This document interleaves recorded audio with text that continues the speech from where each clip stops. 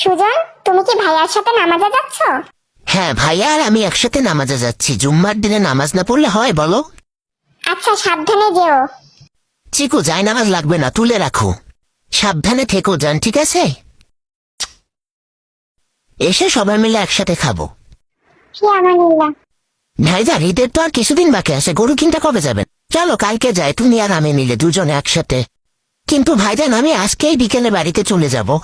ঈদের পরের দিন তুমি, বিলকিস আর আঙ্কেল আন্টি অবশ্যই আমাদের বাড়িতে চলে আসবা। তোকে তাড়াতাড়ি খাবার রেডি করো টেবিলে। সুজন, এবার ঈদের তোমাদের জন্য কেনাকাটা হয়নি, 30,000 টাকা দিয়ে দিব, সবার জন্য শপিং করে নিও। দুইজনাকে দেখলে পরাণ ঠান্ডা হয়ে যায়। টুকটুকি বিলকিসকে ডেকে নিয়ে তো, দেখতো এখন আসছে না কেন। আচ্ছা, আমি যাচ্ছি। আপনি এইখানে বসেন, আমি যাইছি। বিলকিস আপা, আপনি এইখানে কথা বলছেন আর ওইদিকে ডাকতে ডাকতে যাও, সবার গলা শুকিয়ে গেল। বিলকিস আপা কার সাথে কথা বলতেছিল?